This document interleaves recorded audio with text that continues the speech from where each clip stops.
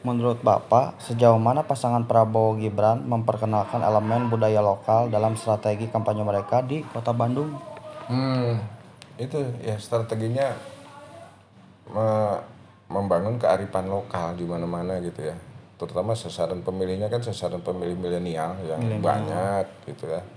Tapi dengan memadukan tren yang masuk di anak-anak milenial gitu kan. Karena kalau yang senior soal ke Golkar mah nggak usah dikasih kampanye, sampai mati masih udah militan di Golkarnya, masih punya kader-kader militan yang gitu. Orang-orang tua Pak Jajang, orang-orang tua angkatan kita mah seneng lah lihat Golkar gitu. Tapi yang muda-muda ini, nah makanya kenapa Golkar sampai sekarang walaupun banyak orang dari Golkar mendirikan partai, Golkar nggak pernah surut habis, karena orang-orang muda yang datang ke Golkar juga tidak kurang banyaknya gitu kan. Karena kita membuka ruang yang seluas-luasnya bagi partisipasi anak muda untuk jadi pengurus partai. Mantap. Tak sampai hari ini kan Golkar nggak pernah kekurangan pengurus, nggak pernah kekurangan anak muda gitu. Bahkan kata Jokowi nih waktu Munas Bahlil yang anak HMI jadi ketua Golkar sekarang, Golkar mah partai yang sudah go public, yang menjual saham teh, udah ketua nage. Walaupun di Jawa ini banyak orang Jawa, Golkar mah jadi ketua umum teh orang Jawanya jarang. Sok tinggal di aktivis enak Bahlil di Papua, katakan di sana dulu ada Yusuf Kala, ada Agung Laksono ya, ada Abu Rizal Bakri orang Lampung, ada pernah Wiranto. Wiranto nggak Golkarnya, Wiranto mah di Jawanya. Senennya aja wawancara nanya. Siapa? Dilanjut Senin. Nah, dilanjut Senin. Ya, kan masih panjang waktu lah. Timbang bawah fokus sampai selesai. Oh iya. Gitu, jadi strategi Golkar ya, karena pengamat asing pun pernah datang ke sini, memang Golkar disebutnya partai modern. Karena Golkar sudah tidak tergantung pada personal orang. Makanya Jokowi bilang waktu di Munas Golkar, Golkar mah sudah go public, siapa saja ketuanya dan bergantian dan tidak tergantung pada tokoh individu. Coba punten-punten ketika Hanura Pak Wiranto sudah nggak lagi memimpin, bablas hilang ya kan. mohon Dulu ada. Kemudian masuk ke pertanyaan 2. Apakah distribusi barang, kaos, bahan promosional mempengaruhi keputusan dari para pemilih di Kota Bandung kepada Prabowo Subianto gitu? Tentu pemberian kaos dan alat peraga ya yang dibagian. Saya masih punya satu karung, ada 200. Tidak tempat tersalurkan dan ternyata Prabowo masih menang. Di sini di gudang masih banyak. Jadi tidak berpengaruh terhadap aksesoris yang disediakan di sini. Tuh gudangan sampai numpuk, lumayan tanah gitunya. Memang kita salurkan. Kita salurkan kalau ada itu, kita salurkan untuk saat-saat kampanye terbuka gitu ya. Tapi ternyata overstock kalau mau dibilang. Saya masih ada satu karung 200 nambru, udah warnanya kuning gitu kan. Kuning. Karena difasilitasi ke Golkar gitu ya. Saya untuk menyalurkan, tapi tulisannya untuk Prabowo Gibran. Jadi ikon Prabowo kali ini sudah sangat menginspirasi masyarakat dengan strategi Prabowo yang santai, gemoy gitu kan. Jadi sudah tidak lagi ngejar-ngejar aksesoris. Judulnya mah gitu yang saya tahu. Kemarin di gudang di sini masih numpuk, tungtungnya saya masih ada satu karung 200 itu yang dikirim langsung dari Jakarta untuk komunitas-komunitas yang itu. Jadi masyarakat sudah sangat respect ketika Pak Prabowo sekarang ini maju dengan strategi yang santai gitunya. Santai mendapat ikon dengan musik jogetnya yang juga familiar dengan anak-anak. Nah itu jadi salah satu yang menguntungkan. Betul. Sampai Donald Trump pun ya mengadopsi ya kegiatan kampanye Prabowo gitu kan. Dengan gaya santainya gitu kan. Keren. Santai, tidak dibikin serius, bari joget, bari ini ya, karena Prabowo-nya sudah untuk kesekian kali nyapres ya, dia rubah strategi gitu kan. Betul. Nah kebetulan keuntungannya juga yang lain kan, karena lawan kampanyenya juga memberikan stigma yang negatif kepada tugas-tugas Prabowo, itu yang makin naikin popularitas Pak Prabowo. Dikasih penten 11 coba kan oleh seorang guru-guru atau dosen yang kadang tidak pada tempatnya gitu kan, jadi makin memicu militansi pendukung gitu ya. Dihinanya kasar amat gitu kan. Itulah strategi yang secara berjalan menguntungkan bagi Prabowo dengan gaya kampanye yang santai. Strategi yang tidak direncanakan juga mendapat apresiasi dari lawan, yang merugikan lawan sendiri gitu kan. Terpancing karena diajak santai gemol ya, sampai ngasih mana emang benten 11 kasar nama gitu kan. Betul. Sama Ganjar masa nggak berani tapi akhirnya itu menguntungkan sekali gitu kan. Betul Pak. Gitu.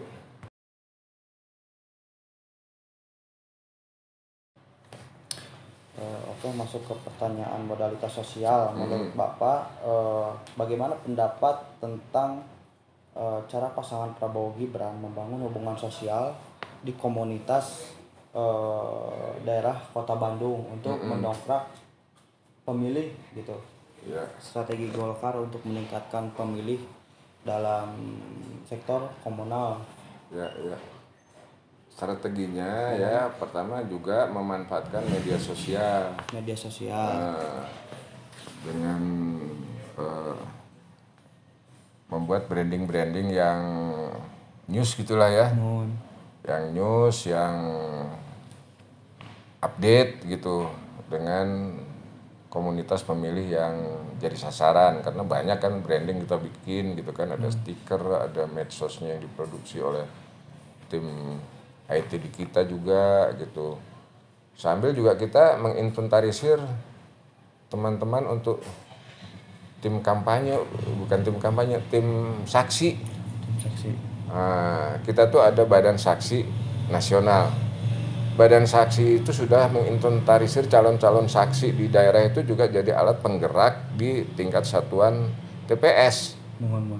Kita latih ratusan saksi dari berbagai kabupaten kota untuk tingkat TPS, sehingga dia juga tidak hanya datang pada saatnya pencoblosan, tapi dia juga punya peran ganda bagaimana menghimbau warga saat-saat menjelang pencoblosan untuk datang ke TPS. Dan ternyata ini berhasil. Jadi kepesertaan masyarakat untuk datang ke TPS itu tinggi ketimbang pileg yang sekarang, karena pileg sekarang banyaknya calon, banyaknya ini, saksi-saksi TPS itu tidak, bahkan ada calon-calon yang nggak punya saksi gitu kan di pilkada ini karena mahalnya biaya. Nah, sehingga peserta untuk datang ke TPS rasionya sangat tinggi gitu ya. Untuk tidak datang ke TPS sangat tinggi. Berbeda dengan Pilpres karena berbarengan dengan pemilihan legislatif. Jadi peran saksi itu dapat perhatian seksama dari calon presiden maupun dari calon legislatif yang diusung ke partai. Kalau legislatif mah kan kabupaten kota harus ada saksi, provinsi harus ada, pusat harus ada. 4 unsur sama presiden. Jadi memang masyarakat ditarik ke sana sini oleh banyak pihak yang berkepentingan. Gitu. Jadi salah satunya strategi memanfaatkan forum saksi yang sudah melembaga oleh Golkar menjadi alat kampanye, alat mendorong partisipasi masyarakat untuk datang ke TPS. Jadi kalau nggak datang ke TPS kan kadang ngerugi kita. Ya, kenyataannya sekarang pileg ini banyak itu. Mohon. Siap. Strategi kampanye secara umum. Yang pertama itu, apa strategi kampanye yang paling efektif digunakan oleh pasangan Prabowo Gibran di Kota Bandung? Jadi strategi kampanye itu gini, kita kan kampanye itu akan janji akan melaksanakan perbaikan dalam sistem pemerintahan maupun pembangunan. Kan janji. Mohon. Janji. Nah, janji ngasih beasiswa, ngasih makan gratis, bagaimana perbaikan termasuk memberantas korupsi, diantaranya gitu kan, meningkatkan kemampuan aparatur. Makanya sekarang tes CPNS kan di mana-mana dibuka untuk meningkatkan kualifikasi PNS yang baik dan sebagainya. Jadi strateginya melihat kekurangan celah dari pemerintah yang lalu ingin diperbaiki gitu kan. Jadi sebetulnya strategi kampanye kita juga bukan tidak mengusung perubahan. Setiap pemerintahan itu mengusung perubahan. Siap. Cuman kita tidak menjadikan perubahan sebagai stigma, kontroversi, udah pasti. Makanya perubahan itu tidak serta-merta gitu kan. Ada ada ruang antara gitu kan. Kalau perubahan yang bersifat proporsional mah pasti itu akan menimbulkan gejolak. Pasti akan menimbulkan gejolak. Nah, makanya tetap strateginya pemerintah ingin meningkatkan kualitas perbaikan kesejahteraan masyarakat dan menimbulkan rasa adil di tengah-tengah masyarakat. Di Kota Bandung pun begitu. Makanya di Kota Bandung yang dulu punten-punten yang masyarakatnya sebetulnya kulturnya kultur spiritualnya tinggi dibanding daerah-daerah yang lain. Tapi di Kota Bandung ternyata stigma itu sudah hilang. Dulu mah kan punten-punten kalau kita melihat partai lahiran yang mendeklarasikan dengan pendekatan spiritual agama sangat dominan. Ya, punten kalau boleh saya sebut misalnya PKS ya. Sekarang PKS ternyata Gerindra pasangan dengan PKS di Wali Kota Bandung eleh. Iya, betul. Di Jawa Barat PKS dengan Habibie eleh. Iya. Gitu kan. Jadi sebetulnya masyarakat kita tidak mengesampingkan masalah pendekatan agamis atau spiritual, tapi sudah memahami tentang perlunya bernegara ini secara kolektif kolegial mencerminkan kepentingan nasional. Gitu. Walaupun komunitas religi yang itu tetap kita perankan gitu kan. Kita perankan. Kenapa akomodasi di kabinet kelompok-kelompok spiritual agama NU Muhammadiyah masih menjadi faktor yang menentukan. Tapi cerita kita harus bicara kesatuan nasional gitu kan gitu. Di Kota Bandung pun begitu. Kenapa enak PKS bahwa jadi kantong yang di Provinsi Jawa Barat jadi eleh habis semua. Ya paradigma masyarakat sudah mulai berubah gitu kan. Mulai berubah bahwa integrasi nasional lebih utama gitu. Siap, Bapak. Kenapa?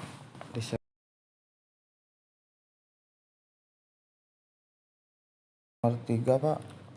Sejauh mana kampanye ini berfokus pada isu-isu lokal dan kebutuhan masyarakat di Kota Bandung? Isu-isu yang sedang beredar pada saat kampanye Pilpres gitu, khususnya Prabowo, apa saja yang ada di Kota Bandung? Jadi karena Prabowo itu sudah bukannya untuk yang pertama kali, isu-isu tentang kekurangan Prabowo sudah tidak jadi Jadi sandungan lah ya. Jadi sandungan lah. Makanya Prabowo lebih membawa ke happy, ke entertain, lebih bersemangat. Jadi dan isu-isu yang menstigmakan Prabowo, kekurangan Prabowo juga dilawan sama teman-teman media yang lain juga justru di counter gitu ya, bukan oleh Prabowo, bukan oleh tim, karena ternyata timnya kan begitu ya, kelompok komunitas relawan yang bela Prabowo juga pasang badan habis-habisan gitu sekarang tuh ya, nggak mau Prabowo dicitrakan buruk terus gitu kan. Jelas. Jadi nggak usah didatangkan dari isu yang nasional, relawan-relawan itu sudah pasang badan. Bahkan ketika Pak Prabowo sebut saja dulu mah dipecat, tapi di saat-saat terakhir oleh Jokowi malah pangkatnya dinaikkan karena dia tidak pernah terbukti bersalah gitu kan. Ini salah satu counter isu gitu ya. Kenapa Pak Prabowo terakhir itu pangkatnya malah dinaikkan jadi jenderal penuh gitu kan? Karena dipulihkan namanya gitu kan. Jadi bukan orang yang disersi, orang yang dipecat itu pada masa lalu tidak punya kesempatan untuk berbuat baik. Dan Pak Prabowo sudah membuktikan berbuat baik banyak, dan masa negara akan memvonis terus gitu kan. Itu salah satu rehabilitasi yang dilakukan oleh pemerintah kepada Prabowo, juga membuktikan bahwa pemerintah juga care dengan bukti-bukti kinerja Prabowo yang peduli saat dikasih jabatan Menhankam. Ternyata daerah-daerah yang nggak punya air dia bikin universitas sendiri, dia membuat universitas pertahanan. Ini menunjukkan kebukti dia kepada komitmen dia pada orang muda gitulah, untuk memberdayakan ini. Ini bikin universitas kebangsaan di sini juga kan, dia yayasan sendiri, ini sendiri. Keren. Jadi nggak adalah stigma yang merugikan Prabowo itu tidak dijawab dengan kerja nyata oleh Prabowo sendiri maupun oleh pemerintah gitu kan. Dia beruntung sekali ketika Pak Prabowo ditarik ke Kemenhan, Prabowo bisa membuktikan kinerjanya, pengalamannya bertambah gitu kan. Situ. Jadi nggak susah di Kota Bandung pun kita punya industri pindad. Prabowo cari sarjana ahli yang buat mobil, daripada mengembangkan di Amerika, di sini dikembaliin, itu urus pindad. Nah, jadi produksi. Nah, itu kan komitmen di Bandung. Betul. Pindad kan salah satunya, yang mobil putih sekarang dikampanyekan itu kan. Yang mobil maung itu. Mobil maung itu kan karena produksinya pindad kan, produksi lokal. Iya. Dan Pak Prabowo Menteri Pertahanan. Seperti itu, menghidupkan industri dan memanfaatkan sumber daya manusia yang pulang dari luar negeri hanya jadi dosen bank, disuruh jadi direktur industri, dikasih pesanan, dikasih modal. Ternyata diam-diam orang-orang di sekitar Pindad ngomong, Pak Prabowo itu tiap weekend itu datang ke Pindad, ngontrol Pak produksi nasionalnya agar bisa jadi unggulan. Mantap. Kontrol jadi kepercayaannya. Jadi kalau dulu mah kita punya Habibie eranya ya, yang buat pesawat gitu kan. Tapi Habibie juga hancur ya. Karena kepentingan politik waktu itu. Sebetulnya kita nggak akan kesulitan ketika IPTN dulu, Industri Pesawat Terbang Nurtanio itu, tidak ada keputusan politik yang menjatuhkan Habibie. Tapi karena kepentingan politik, kalau dulu Habibie dikasih kesempatan memegang saham IPTN, ini dianggap nantinya jadi kebangkitan